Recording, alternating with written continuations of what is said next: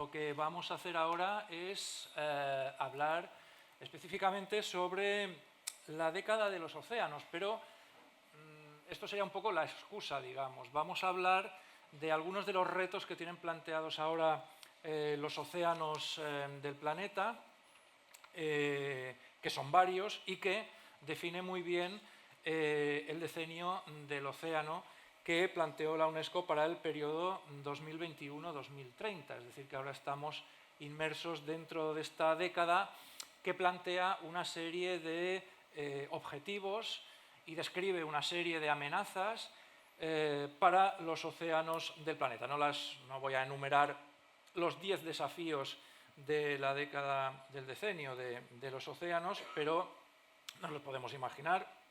Sabemos que hacemos referencia a la pesca, al cambio climático, a la conservación de la biodiversidad, a una economía circular, en fin, a una serie de los planteamientos que vemos día a día en los medios de comunicación. Vamos a estar una hora hablando con una serie de personas que la verdad es que es un lujo tenerlas hoy aquí porque son verdaderos expertos en estas materias que vamos a analizar. La verdad es que necesitaríamos más tiempo, pero hay las limitaciones horarias que hay. Vamos a estar, como digo, hasta las 2, algún minutito más, para recuperar un poco el tiempo que han ocupado los demás ponentes. Vamos a presentar a los que hoy nos acompañan y, en primer lugar, a Núria Marvà. Núria Marvà es doctora en Biología por la Universidad de Barcelona y profesora de investigación del CSIC en el IMEDEA, que es el Instituto Mediterráneo de Estudios Avanzados. Bueno, entre otras cosas, estudia los efectos del cambio global en los ecosistemas marinos costeros. Aparte de Núria Marvà, tenemos también a Melanie Yuza, que es doctora en Oceanografía Física por la Universidad de Grenoble, en Francia, y trabaja en el Sistema de Observación y Predicción Costero de las Islas Baleares, como responsable de instalación satelital, y también trabaja en el gemelo digital del Parque Nacional Marítimo Terrestre de Cabrera. Tenemos también a Rohan Arthur. Rohan Arthur es científico de la Nature Conservation Foundation de India y está reconocido internacionalmente en ecología marina y conservación de arrecifes de coral, en lo que es experto. Hay que decir que Rohan se expresa mejor en catalán que en castellano, con lo cual, bueno, sus intervenciones van a ser en catalán, aunque lo acompaña su mujer por si tiene que sacarlo del atolladero y traducirle al inglés algunas cuestiones. De todas formas, su mujer, Teresa Alcoberro, es científica también, o sea que yo le pediría que no se limite solo a hacer de traductora, que si quiere intervenir, por supuesto, en los temas que estamos planteando. Y tenemos también a Salut Deudero.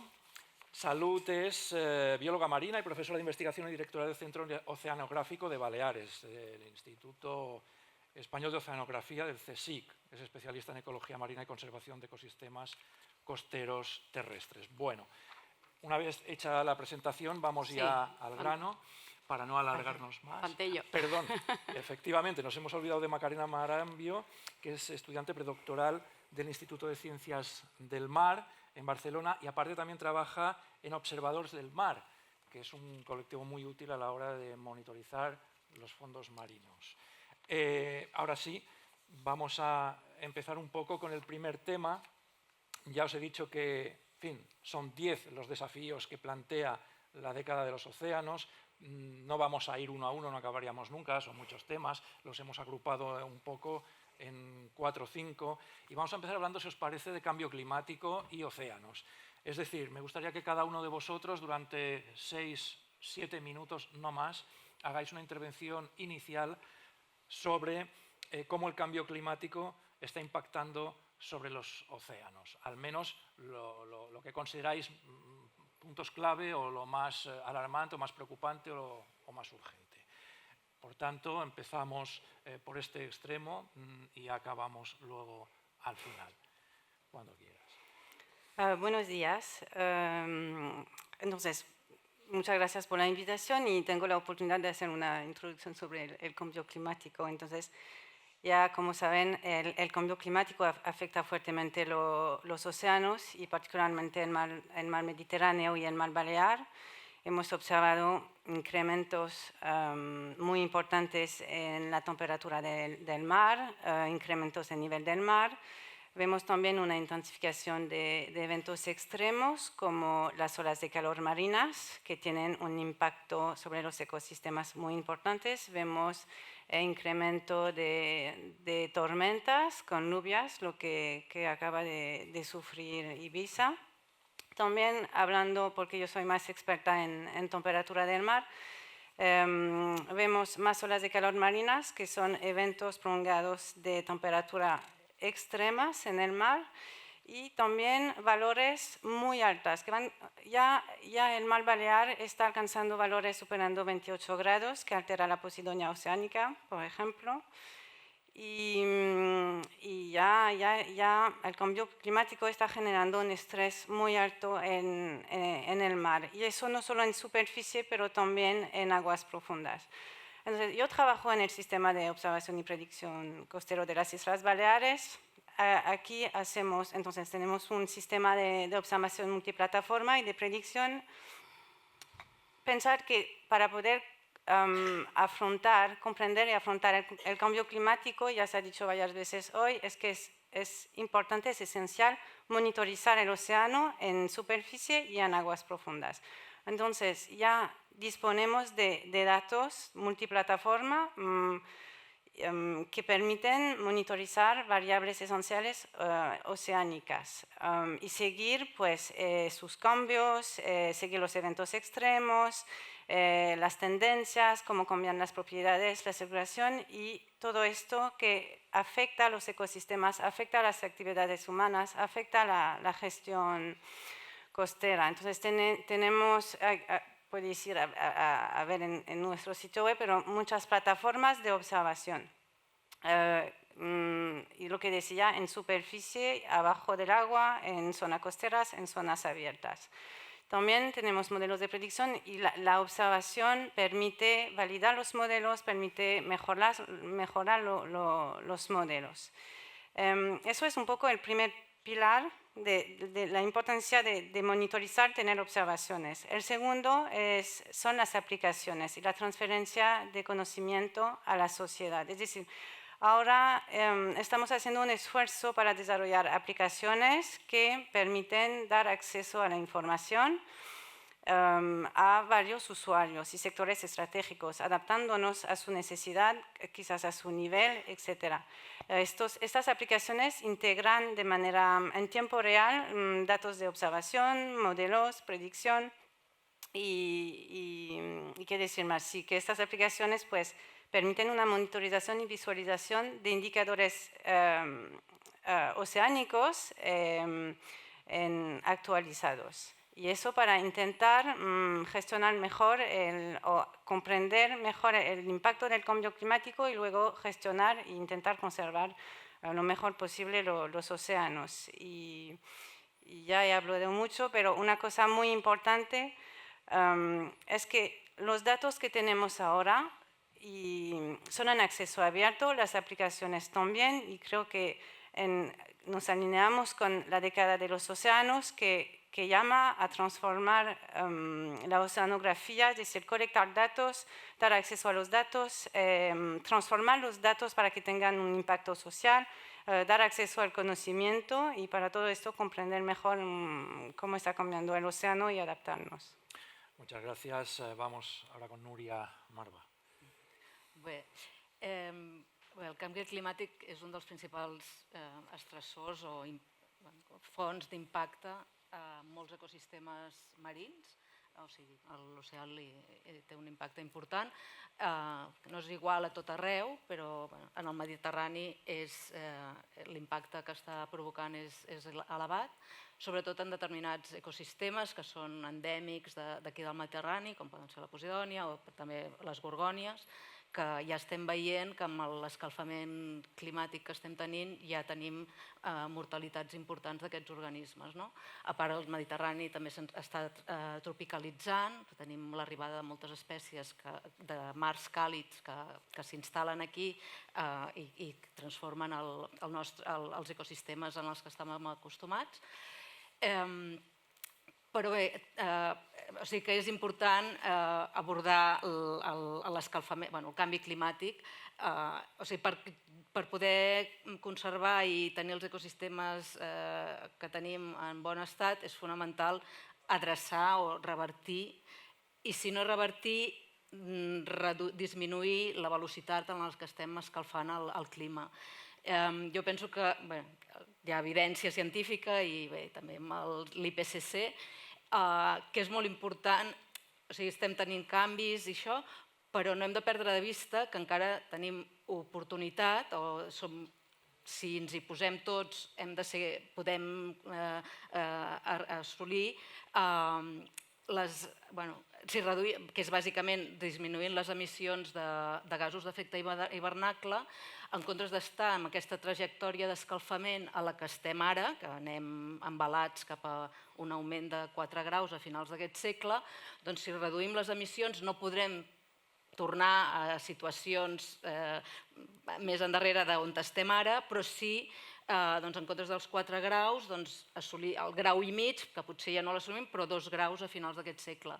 I el fet d'estar en un escenari o en un altre, l'estat, els oceans i nosaltres mateixos, les nostres condicions de vida i l'estat dels oceans serà molt diferent. O sigui, que el missatge és el canvi climàtic està impactant de forma severa els oceans, però els impactes podran acabar sent d'una manera o d'una altra en funció de quina trajectòria ens situem. I a l'estar en una trajectòria o una altra tenim eines, si ens hi posem tots, de ser-hi. Moltes gràcies. Salut, Deudero. Bueno, moltes gràcies i enhorabona per l'iniciativa del Fòrum Marí, aquest espai de debat que és tan necessari. Pasaré en castellà. Los mares y océanos están cambiando ineludiblemente, pero no solo por el efecto del clima, es un cambio global de actividades. El acoplamiento atmósfera-océano, obviamente, modifica, ya lo han comentado, la temperatura, la irradianza, cambia la transparencia del agua, pero lo más importante es que cambian los componentes biológicos, cambia toda la estructura, el metabolismo de la comunidad, cambian cómo son los fondos. Estamos haciendo contaminación en ruido submarino, hacemos autopistas marinas y todo ese cambio global es lo que tenemos que integrar. Y en foros como este, esa integración de usuarios, de administraciones, de ciencia, la ciencia de datos, tenemos muchísimos datos, pero no solo los datos per se no sirven para nada. Si no los llevamos a la acción, si no los canalizamos hacia las empresas, hacia los usuarios. Con lo cual, este cambio en clima, el Mediterráneo precisamente es un laboratorio natural perfecto. ¿Por qué? Porque es uno de los mares con mayor tasa de cambio, tanto en especies invasoras, porque se está calentando, cada vez está más caliente y más salado. Ahora con estas lluvias podemos pensar que son muy malas, pero son el balance hídrico. Si no tuviésemos este aporte de agua dulce, sería catastrófico. O sea, acabaríamos con un mar como, con unas salinidades de 42 por 1000, o sea, que ni siquiera las praderas, por ejemplo, las praderas de Posidonia no podrían aguantar esas salinidades. Entonces tenemos que pensar que vamos muy rápido, que el ecosistema se acelera y que solo estamos mirando una porción ínfima. ¿Por qué ínfima? Porque vemos lo que pasa en la costa y en la laminita de arriba, pero el mar es inmenso. Pensar la estratificación que tiene, la mayor parte del mar no tiene luz, tiene unos procesos muy diferenciales. Y estamos quizás poniendo el foco en lo más evidente, que hay que ponerlo, porque de hecho, por ejemplo, relacionado con el cambio climático, este cambio global, esta conectividad de masas de agua, el cambio climático a nivel mundial está cambiando el régimen de corrientes de las grandes masas oceánicas, y en el Mediterráneo, ya os digo, esto todavía es más patente, los giros oceánicos se intensifican, etcétera. Pero aquí tuvimos un caso de un endemismo, la Pinna nobilis, la nacra. La nacra se ha perdido Y es un ejemplo de extinción que hemos vivido, que hemos sido testimonios de esa extinción. Entonces, es un bivalvo el más longevo del Mediterráneo. Era, porque ya no lo encontramos. Y podía tener una valva, podía medir esto. Esto si pasase con un elefante, enseguida tendríamos todos una alarma social, haríamos algo. En el caso de la nagra, tanto la ciencia ciudadana ayudó, pero es un ejemplo muy paradigmático de que un cambio global, un cambio en el ecosistema, provoca unas pérdidas en biodiversidad que no tienen punto de retorno. Y en este caso, la NACRA se podía ver, la podíamos monitorizar, pero imaginar toda la diversidad que hemos perdido y que no somos testigos y no vamos a serlo nunca. Porque este cambio, estas tasas, esta aceleración que tenemos en nuestra vida cotidiana, en nuestras actividades y en esos efectos sinérgicos y acumulativos, porque estamos poniendo todo a la vez, el tráfico marítimo, el turismo, el calentamiento, todo a la vez. Y ese cóctel lo removemos y tenemos que ver hacia dónde vamos, en qué dirección y cómo podemos mitigarlo y solucionarlo parcialmente, porque el total es casi imposible. Iremos profundizando sobre estas cosas. Le toca ahora a Rohan. Hola. Sí, funciona. Hola.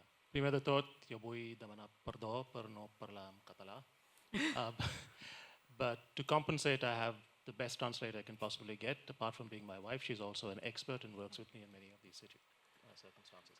I come from the global south. I come from India.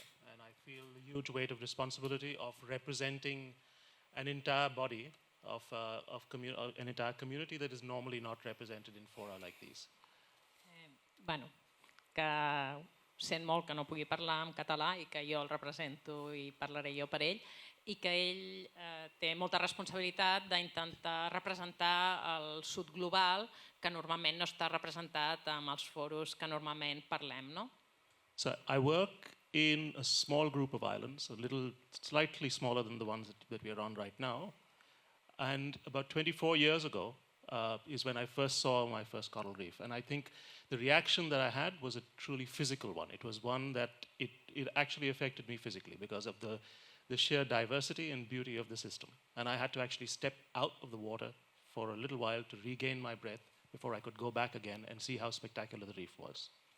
Jo treballo en un grup d'illes molt petites, no ho he dit però us dic on estan, són les illes Lacadives que estan al nord de les Maldives i fa 25 anys es va ficar dintre d'un escull de corall per primera vegada i la impressió va ser tant que va haver de sortir de l'aigua i respirar perquè l'emoció d'estar en aquest tipus d'ecosistema era enorme.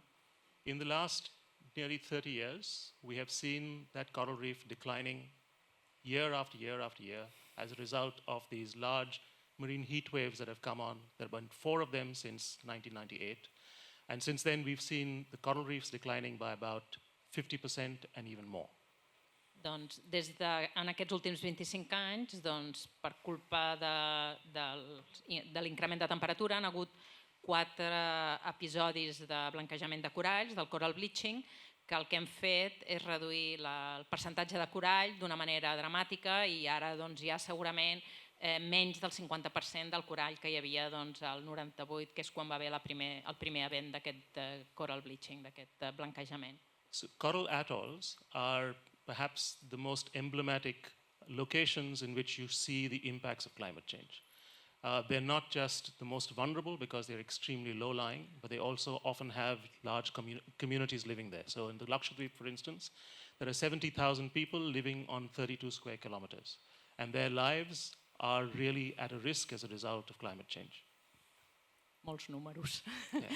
Els atolons de corall, que són aquestes illes que us parlava abans, que són, us deia abans, al nord de les Maldives, doncs imagineu-vos aquestes illes realment que tenen només 2 metres d'alçada, són segurament un dels llocs més emblemàtics on el canvi climàtic serà més evident. Per una banda, perquè tenen només 2 metres, però a més és un tipus d'illes on viuen unes comunitats, com per exemple les comunitats de pescadors, que depenen totalment d'aquestes illes i que, per tant, també no només és els ecosistemes, sinó també les poblacions que hi viuen. So in the last 10 or 15 years, from trying to understand the impacts of climate change on the ecosystems, what we've been more and more trying to understand is what does it take for people to survive on these islands? And the consequences are actually quite dire and quite severe. Because from what we see is between the decline of the coral reef, which is what I'm most interested in, and the impacts of sea level rise, plus the impacts of storms, plus a whole lot of impacts on freshwater, these islands are likely to be uninhabitable before the end of the century. Clar, o sigui, normalment quan mirem el canvi climàtic, no, doncs pensem poder amb aquesta pèrdua dels esculls de corall, que és un dels efectes més evidents, però és que clar, aquí estem parlant de l'habitabilitat de les illes, és a dir, que és un impacte directe, segurament per culpa, doncs, amb l'augment del nivell del mar, amb la pèrdua dels esculls de corall que protegeixen de tot el que sigui les tempestes i amb el canvi de règims de pluges, segurament aquestes illes deixaran de ser habitables a finals d'aquest segle. És a dir, que estem parlant de que no es podrà viure. I have very little hope for places like Lakshadweep. But I think the important thing that we want to take away from this is that if you think about the climate change as one of the only challenges that we've got to face, we're not going to solve it. We have to think of climate change as a set of wicked problems, the kind of wicked problems that include not just climate change, it also includes food security and it includes biodiversity loss. The problem that we have in trying to solve this is that we try to address them individually. We really need to think about how to address them all together. And the wickedness of these global crises or these polycrises is really that the solution space for one is impacting the other in really profound ways. And that is the principal wickedness of the polycrisis we are in right now.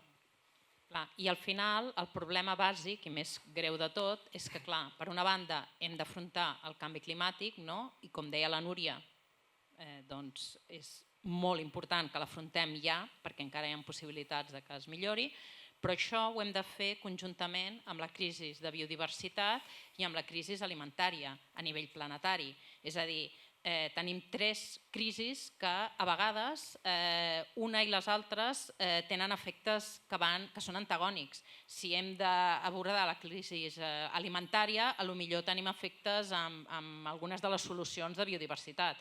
I si aquests tres elements no es treballen conjuntament, difícilment els podrem adreçar els tres alhora. I aquest és un dels principals reptes que tenim davant nostre. Continuarem per dar pas, sí, perquè si no se mos en va el temps, però seguirem parlant. And I'll just finish with this. Since we are talking about the challenges of the ocean decade, the 10 challenges of the ocean decade, it's essentially this, that you have these challenges that are being, I would recommend all of you to look at them, and I don't think of them as challenges. I think of them as symptoms.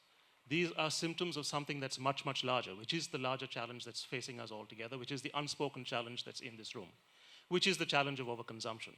And unless we address that challenge, that's only one challenge we've got to address. But that takes courage, that takes integrity, and that takes imagination. Bueno, això ho tradueixo perquè és important. Que diu que de tots els challenges que tenim, aquests 10 challenges, al final aquests 10 challenges en realitat són símptoms, que en realitat el causant de tot aquest challenge és el consum excessiu que tenim al planeta i que si no parlem d'aquest és difícil que podem resoldre qualsevol dels altres que en realitat són símptoms d'un problema que tenim a nivell global, que és el problema del consum excesiu. Muy bien, para acabar esta primera ronda inicial, Macarena Marambio y después iniciamos un coloquio más informal. Bueno, gracias por la invitación. Y yo en realidad, más que coger cambio climático como tal, que creo que ya se ha dicho suficiente, bueno, nunca es suficiente, pero se ha dicho bastante, creo que, y con lo que ha salido ahora al final, creo que es importante pensar en que, y que de hecho es uno de los desafíos, que es que todos estos datos o todos estos estudios se tienen que hacer realmente, se tienen que considerar a nivel global. Entonces, cuando hablamos desde aquí, desde el Mediterráneo, puede que sí que haya mucha información, pero ¿qué está pasando en el resto del mundo? Y uno de los desafíos precisamente es el de generar capacidades, de integrar la tecnología que esté accesible para todos.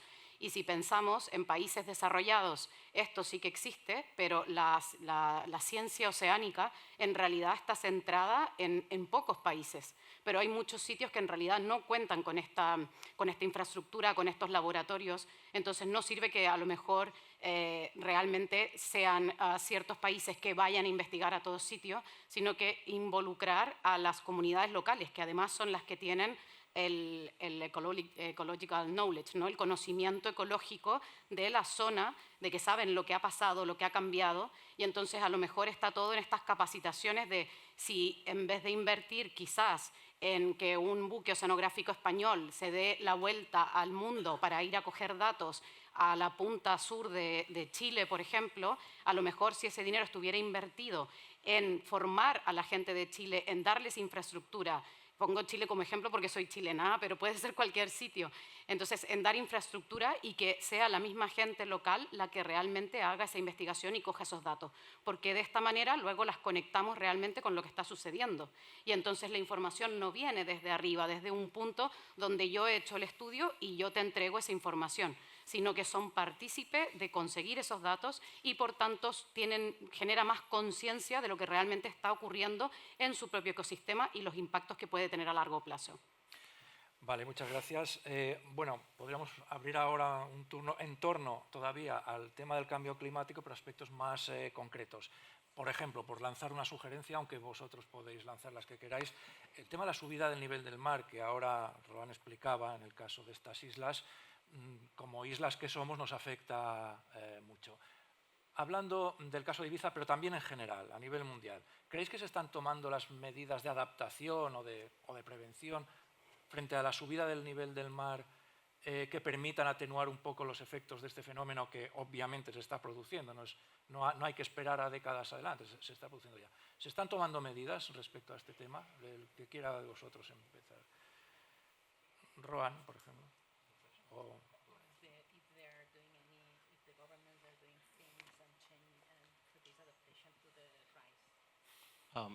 I won't be able to speak for the Mediterranean, but I can speak for the rest of the world. And I think at local levels, there's things that are happening. And my sense is that, again, there's going to be differences in the way the global north and the global south respond to things. If you have the resources, you have the technology, you're addressing local problems, okay, you will be able to use engineering solutions to be able to solve this. It's not going to be that much of an issue. The problem really is going to be for coastal communities living in the rest of the world. Bueno, això, si un mira a nivell global, evidentment sí que s'estan fent una sèrie de mesures o es faran i sobretot seran mesures a un nivell d'enginyeria. És a dir, que al final el que acabarà passant és que es faran barreres, com s'estan fent a molts països que ja tenen problemes del primer món. El problema serà, de nou, el Global South, el sud global, on tot això evidentment no es podrà fer i allà evidentment les comunitats i totes les zones costeres en seran directament afectades i allà sí que no hi haurà cap resposta. Salud, creo que vol dir algo. Sí, yo quería apuntar que más que en el Mediterráneo, más que lo que es una subida global del nivel medio del mar, lo que tenemos son eventos extremos, cada vez con más frecuencia y más intensidad. Y lo que hay es una erosión y una pérdida de playas, de costa, con efectos realmente tanto a nivel ecológico como a nivel de infraestructuras, de sociedad, etc. Entonces, eso es lo que ahí hay que poner el foco. Pues históricamente se han hecho escolleras para proteger playas, o sea, hay iniciativas más de tipo ingenieril, pero tenemos sensores, tenemos las predicciones, hay toda una serie de boyas que te están dando el nivel medio del mar, tenemos teledetección, o sea, eso lo podemos ver perfectamente. Pero luego la adecuación de las comunidades, sobre todo costeras, es lo que quizás vamos con retraso.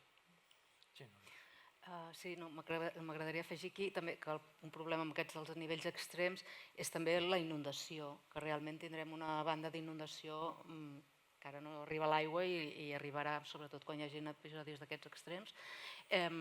Aquí a Balears jo penso que no s'està fent massa, tot i que es té en compte des de la Direcció General de Canvi Climàtic, doncs el tema de l'adaptació està present, i per exemple ara ells coordinen un live que és concretament en una zona turística a Mallorca, que és Cala Millor, i allà s'estan discutint possibles mesures d'adaptació, que una d'elles, i possiblement seria més aviat tirar enrere el front de la primera línia edificada a la costa, però això seria molt problemàtic, no sé si s'arribarà allà.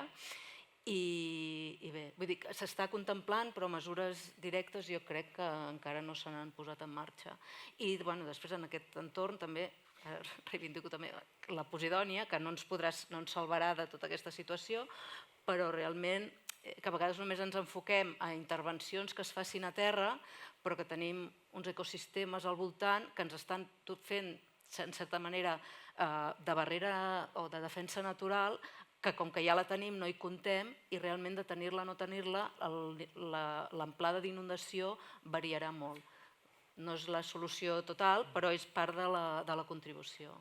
Pero la Posidonia precisamente también está en peligro por el calentamiento que sí, sufren las aguas. ¿Qué futuro se espera para la Posidonia en general en el Mediterráneo? Porque, en fin, hay expertos que dicen que directamente puede llegar a desaparecer. No sé si Sí, realment, només amb l'impacte de l'escalfament climàtic, no desapareixerà de tot el Mediterrani, però sí que hi haurà una extinció funcional, que potser ens quedem amb molt pocs peixos, en moltes zones del Mediterrani. I aquí entrava també el tema d'estar en un escenari o un altre.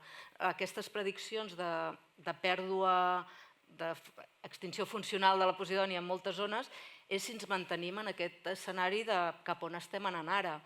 Però si assolim els acords de París, que era el 1,5 graus, a la millor 2, l'extensió i el manteniment de praderes de Posidònia serà molt major. I això eliminant altres pressions a nivell local. Vale, bueno, me gustaría plantear otra cuestión, otro bloque, si os parece, que es el de la contaminación marina. Bueno, que cada uno de vosotros dé su visión general sobre este problema, que es muy amplio, ya lo sabemos. Supongo que es inevitable hablar del plástico, que es uno de los principales agentes de contaminación, aunque no el único. Lamentablemente hemos tenido este fallido Tratado Mundial del Plástico, de momento no ha dado resultado, no se ha firmado. Bueno, ¿cómo veis el tema de la contaminación en general a nivel planetario? Melanie, por ejemplo, en primer lugar. No estoy experta en plástico y contaminación, pero Carmen Alomar, que ha dado una presentación muy buena que enseñaba que la contaminación en el mar no está uniforme, ¿no? Va a depender de la dinámica del mar, va a depender de los corrientes, va a depender también de lluvias y riadas. Entonces, lo que tenemos que conocer para gestionar, una vez más, voy a volver a las observaciones, tenemos que conocer los corrientes para saber, y los transportes para saber dónde van a ir los contaminantes, etc. Para esto, pues otra vez sistema de observación. Tenemos radares costeros. En particular, en Ibiza y Formentera hay 2 radares que cubren la parte este del canal de Ibiza. Tenemos boyas de deriva. Eso nos permite ver en directo, donde hay datos, lo que está pasando en el mar, y luego estos datos también alimentan modelos de predicción, pero también los modelos van a permitir predecir dónde van a ir los contaminantes, pero también podemos hacer el ejercicio al revés, es decir, ver la retrotrayectoria. Entonces, aquí nosotros, por ejemplo, existen ejemplos concretos de cómo la ciencia trabaja con las operaciones y en particular con el salvamento marítimo, que utiliza modelos que tenemos en Baleares, pero también modelos que están en acceso desde el Servicio Marino Copernicus, y se integra así los modelos y se trabaja para tener una mejor respuesta ante emergencias. Y me paro aquí. Jo penso que també, per abordar aquest problema greu que tenim de contaminació, i com això s'ha expressat abans molt bé, jo penso que també hem d'abordar la producció d'aquests elements contaminants. Per exemple, jo no sé, amb el plàstic o tots aquells en els que puguem intervenir-hi. I després, bé, una de les contaminants així que no s'ha mencionat abans, potser perquè ja el tenim tan integrat que no hi pensem, és tota la part eutròfica, d'eutrofització, d'aports de nutrients, de matèria orgànica. També amb aquestes riuades, la quantitat de matèria orgànica que s'haurà depositat a sobre de les zones costaneres deu haver estat enorme, sobretot el material particulat que arriba i s'enterra i es queda allà. Llavors, bé, penso que s'ha de gestionar molt millor tots els contaminants i també pensar a l'hora de la part de producció d'aquests contaminants, de limitar-ho. Bueno, yo quisiera distinguir las distintas tipologías de contaminantes, porque tenemos los contaminantes químicos clásicos y los emergentes, o sea, podemos pensar el mercurio, el plomo, el cadmio, etcétera, que esto se controlaba mucho, se sigue controlando de manera rutinaria, pero luego tenemos infinidad de nuevos productos que utilizamos en cosmética, en farmacéutica, en materiales, en los móviles, en todo, que son contaminantes emergentes, que muchos de ellos todavía no tenemos ni siquiera valores umbrales, no hay una normativa, con lo cual, si queremos regular a qué nos acogemos, a 0,02 gramos por litro, a 3 microlitros por gramos de pez, etc. O sea, todo esto hay que determinar qué contaminantes tenemos, cuáles son los más peligrosos. Tenemos todos los aspectos ecotoxicológicos. Imaginaros que vosotros cada día os duchaseis, cuando abrís el grifo de la ducha o la bañera, y estuvieseis en un entorno de pesticidas, anticonceptivos, drogas de diseño, todas. O sea, y eso es lo que tienen ahora mismo los organismos en el mar. Si vamos y hacemos una analítica, lo vamos a encontrar patógenos, vamos a encontrar virus, todo lo que nosotros utilizamos en nuestra vida. Entonces, esa contaminación de contaminantes emergentes existe y va increciendo. Y luego tenemos otros tipos de contaminantes como la contaminación por ruido submarino. Es también un contaminante. Y si en el entorno aquí de Ibiza-Formentera, si ponemos hidrófonos de Ibiza, vamos poniendo hasta Formentera, hasta la Sabina, podríamos quedarnos sordos, completamente sordos. Porque el ruido, esa contaminación por ruido submarino es elevadísima.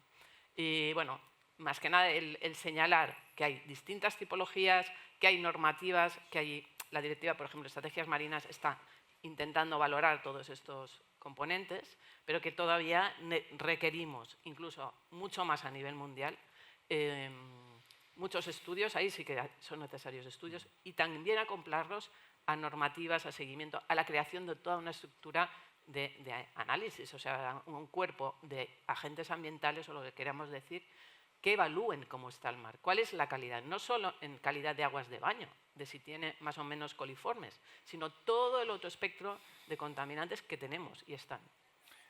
Rohan, com veus la situació de contaminació marina? This is not something that I have much of an expert on, but I'll say this, that contamination is a problem. It's probably not the largest problem at a global scale, but it does affect the resilience of our systems. It affects the ability of our systems to recover from major disturbances like climate change.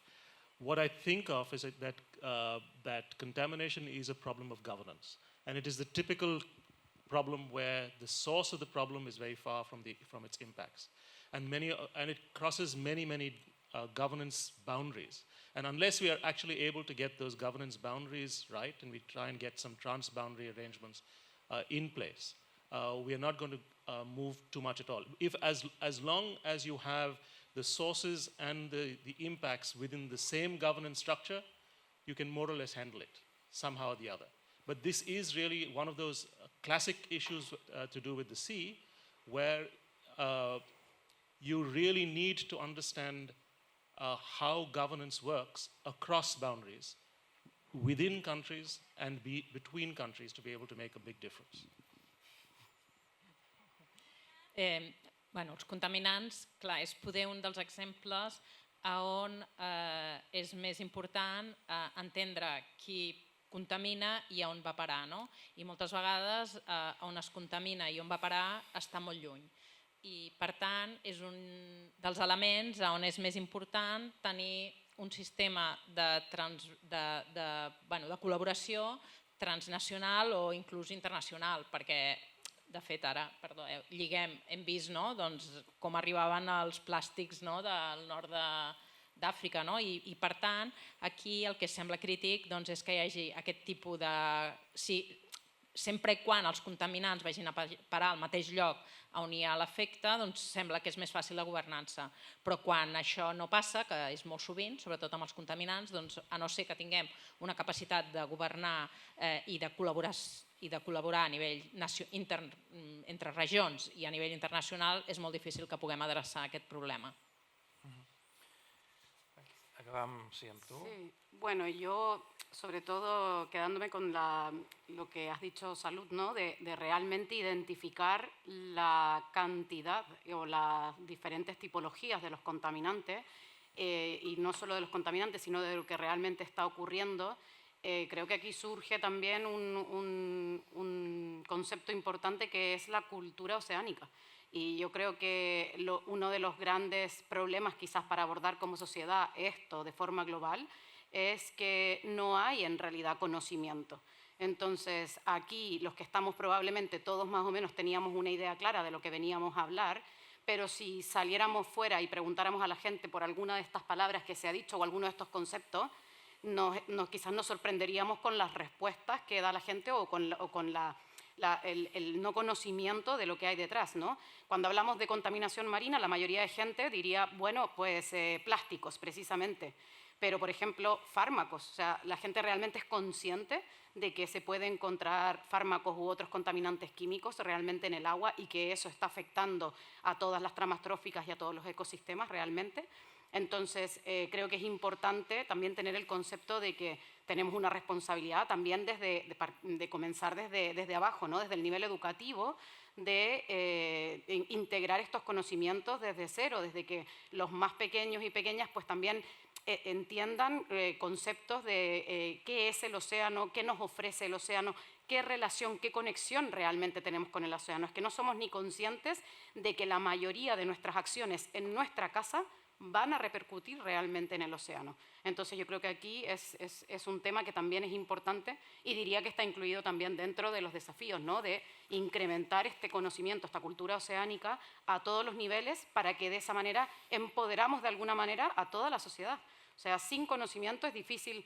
César creo que puso el ejemplo, ¿no? de cuando se impuso una ley y hay una protesta, claro, pero es que si la ley viene impuesta sin esa transferencia del por qué lo estamos haciendo y de explicar los beneficios que va a tener, no hay una transferencia de este conocimiento realmente, entonces es difícil que uno lo entiende como algo que te están prohibiendo sin comprender realmente por qué y qué beneficio puede tener para mí o para mi fuente de trabajo incluso.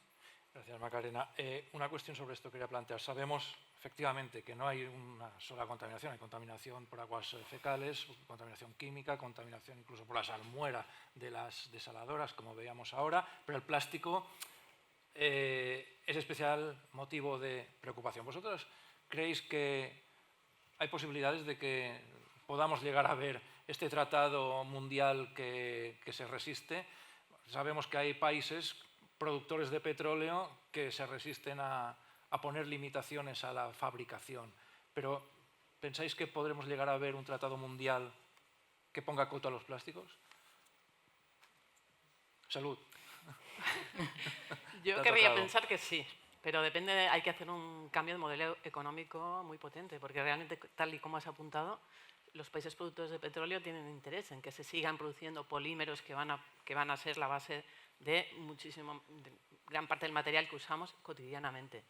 Hay alternativas en ecodiseño, en nuevos materiales, o sea, hay todo un ámbito de economía verde, azul, para precisamente cambiar nuestros hábitos. Pero no solo es el material en sí, es toda la cadena de producción, toda la cadena de valor, todo el reciclado, todo el transporte. Ahora mismo en nuestras islas, y esto si lo vinculamos con las mesas iniciales de turismo, no es solo lo que tú utilizas en los amenities del baño, es todo lo que has comido te lo han traído de la península, lo han traído a lo mejor de Singapur. O sea, cuando empezamos a tirar del hilo, es tal la cantidad de residuo plástico. Por ejemplo, en los estudios que hacemos de peces, casi todo sale mayoritariamente celofán y polietileno vinculado a envases alimentarios y a botellas. Entonces, si haces un banning allí, en teoría estás reduciendo eso. Pero, ¿qué ocurre? Tienes que hacerlo a nivel de toda la cuenca, tienes que ir escalando, porque al final, como decíamos, el mar todo lo conecta. Los estudios que enseñaba Carme, tenemos una conectividad muy grande tanto con Francia como con el Magreb, y por la oceanografía y los regímenes de giros oceánicos, es como una lavadora, lo coge todo y nos lo impacta aquí y se queda en las costas.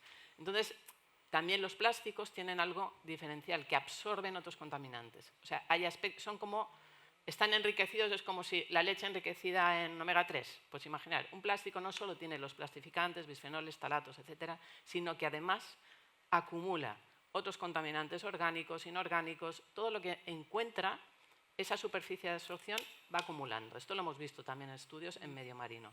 Entonces, si esto realmente demostramos que tiene una incidencia en salud humana, que está alterando pues, rutas metabólicas, fertilidad, etcétera, tiene efectos neurotóxicos, por ahí podríamos ir a un banning total del plástico, por la parte de salud humana. ¿Alguien más quiere intervenir sobre esto del plástico? Si no, vamos a otro de los bloques, que es el de la alimentación y la pesca.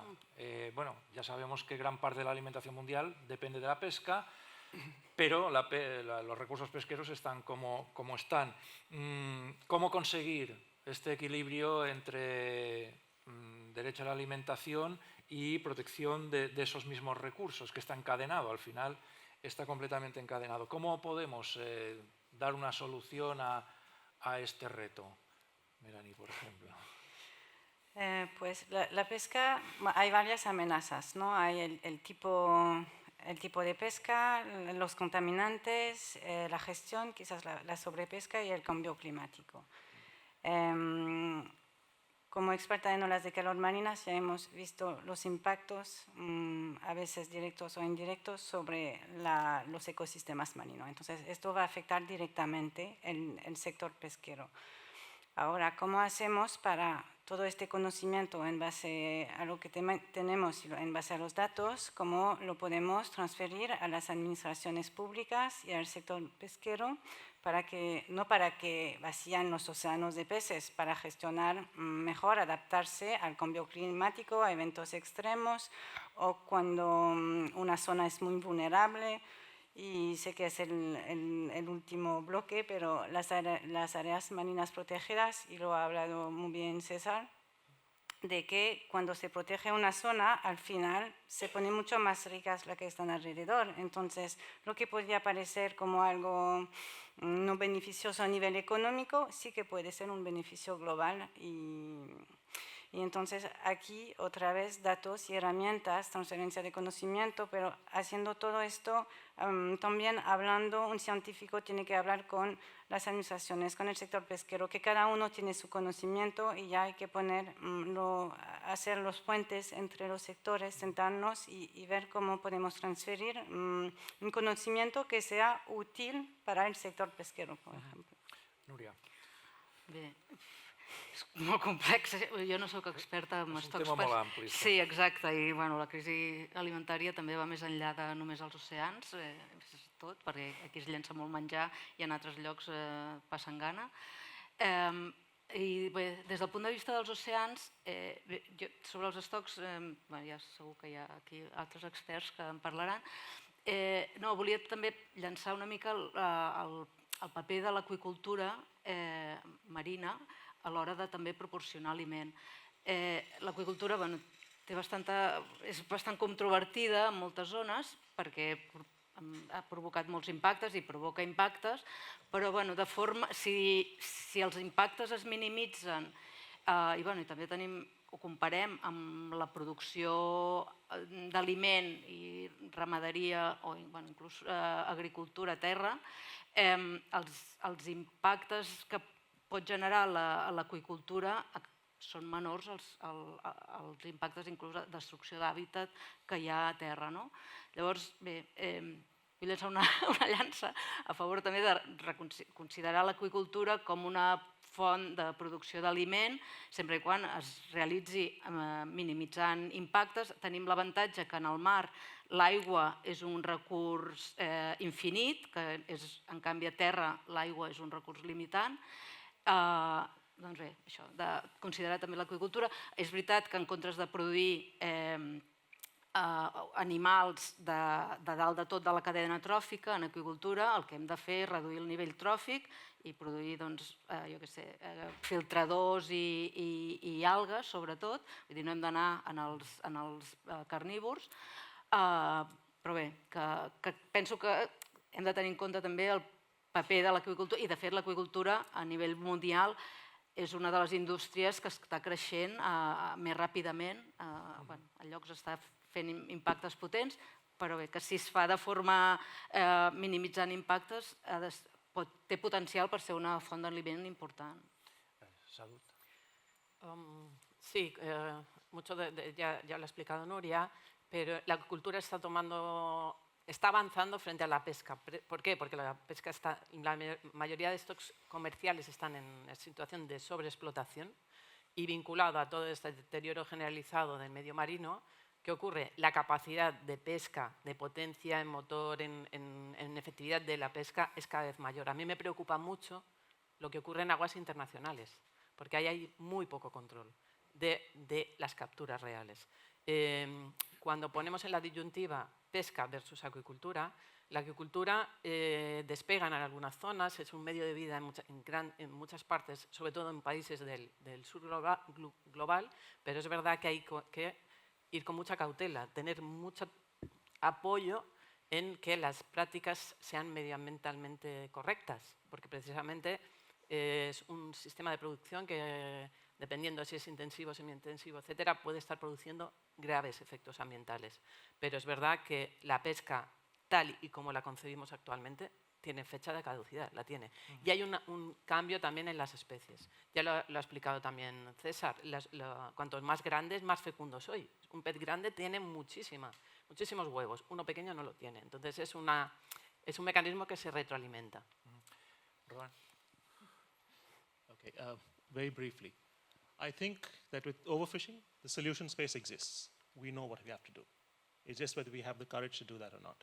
And I think we need to differentiate into two kinds of things, two kinds of problems here. One is a problem of food security of coastal communities. And that we know that there is enough food to go around and much, much more to meet the food security needs. The second is fisheries as part of the blue economy. And there is, I think, the bigger problem. And the solution space for that really is about harmful subsidies. And if we are able to remove those harmful subsidies, much of the problem of overfishing will potentially resolve itself. El problema de les pesqueries, doncs, evidentment, sabem que existeix i també hi ha solucions que també es poden fer. Si un mira a les pesqueries i com aquesta contribueix a les poblacions costeres, segurament aquesta pesca podria ser sostenible, perquè les poblacions costeres que depenen d'aquesta pesqueria són relativament reduïdes. El problema és quan posem també aquí tot el que és el comerç del peix. I aquí sí que hi ha un problema molt més gran i aquest problema són els subsidis. En el moment que la pesca industrial té subsidis, doncs si es treuen aquests subsidis, aquesta pesca es col·lapsaria i és tan fàcil com treure aquests subsidis per eliminar el factor principal d'aquesta sobrepesca.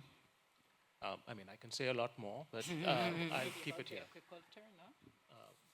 Després incidirem una mica sobre això que acaba de dir, però abans que la Macarena... De hecho, sobre la acuicultura, que sí que es verdad que de alguna manera podría ser una solución en algunas zonas, pero volvemos al mismo concepto de sostenibilidad en realidad, porque es que si esto no está controlado, o sea, hay zonas en el mundo que ya los fondos marinos están totalmente deshechos precisamente por efecto de la acuicultura. Es lo que pasa con el salmón en el sur de Chile, ¿no? Que está ya totalmente afectado. pero yo creo que sobre todo el problema con la alimentación mundial y que viene de este concepto, ¿no?, de la sobrepesca, es que sea un negocio.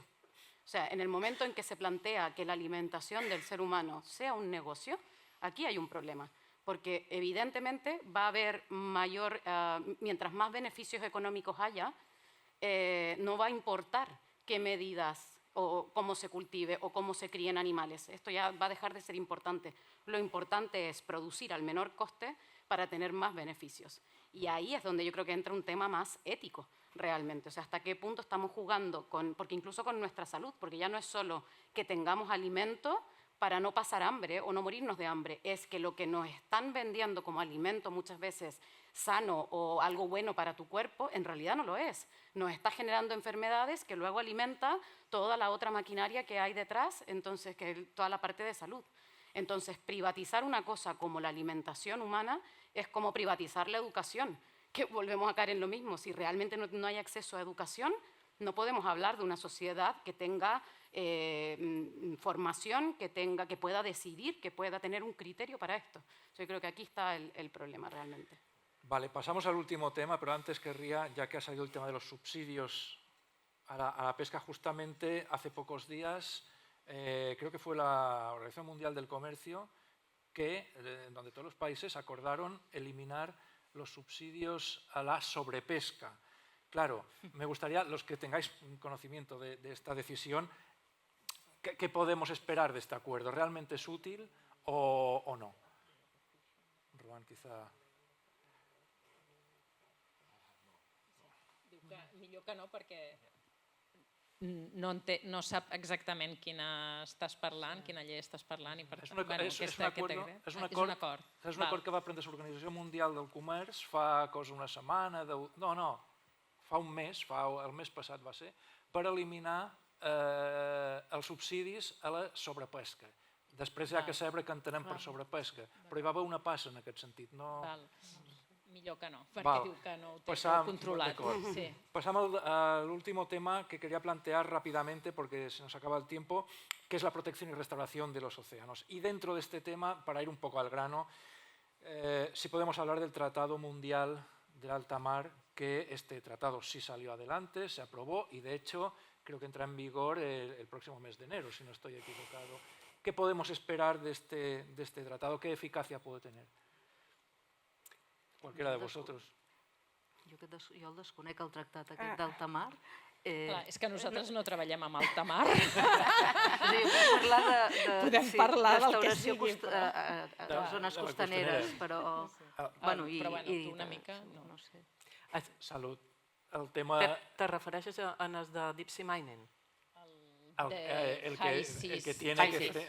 High Seas Convention. Sí, el de la ONU, que han suscrito ya muchísimos países, que tiene que entrar en vigor en enero y que pone freno, por ejemplo, a la minería submarina, que las zonas internacionales del mar que no están reguladas pasarán a tener una regulación con este tratado que es vinculante para todos los países. Entonces, bueno, se puede considerar una esperanza. Este tratado se quedará en papel mojado. ¿Cómo lo veis? Bueno, es delicado. Yo no tengo todos los pormenores ni los detalles, pero creo que se quedaba en estadios bastante iniciales respecto a lo que se había planteado inicialmente. Ha tardado también muchos años en poderse ratificar. Y creo que estaba mayoritariamente basado en temas de extracción para productos genéticos. Eso se permitía, pero al final lo más grave es el tema de la minería submarina o el pasar cables o la extracción de gases, etcétera, porque ahí los ecosistemas profundos son muy, muy vulnerables. Son ecosistemas, pensar que tienen un equilibrio ecológico muy delicado. Entonces, cualquier alteración de esas condiciones precisamente, es un punto de no retorno. Si vamos a ir con succionadoras, si vamos con ecosondas, o sea, todas las comunidades se van a ver alteradas. Claro, hay muchísimo, es verdad, hay intereses comerciales muy potentes, tanto en extracción de materiales para toda la parte tecnológica, para la electrificación. Entonces, es un futuro que va a llegar. Deberíamos preocuparnos por el tema de la minería submarina, entonces. Sí. So the only thing I'll say about the High Seas Treaty is that the High Seas is the Wild West. Okay? It's a problem of jurisdiction. It's a problem about how you monitor it, how you make it effective. And we still don't have good enough systems. And much of this is also linked to global geopolitics, which is also, so it's not merely about over-harvesting, but it's also about larger elements of geopolitics that enter into the system. And how you balance all of those together is among the most complex things that you can imagine. Que si he de dir alguna cosa de les aigües internacionals és que és el Far West, o sigui, allà es pot fer el que es vol, és un lloc on no hi ha lleis i que per tant bàsicament s'han utilitzat per fer durant sempre el que s'ha volgut, no? I que intentar regular tot això evidentment és important, però bàsicament molts d'aquests llocs són estratègicament molt importants a nivell geopolític. És a dir, que és molt més important a vegades pel control dels diferents països, de les diferents, a nivell polític i a nivell de control geopolític, i que per tant és molt, molt complicat. Vale, yo creo que podemos dejarlo aquí, o deberíamos dejarlo aquí, más que nada porque el tiempo se ha terminado. Quedan muchos temas por comentar, pero bien, yo creo que en sucesivos foros podremos seguir hablando de los problemas del mar. Así que muchas gracias a todos. Gracias a todos.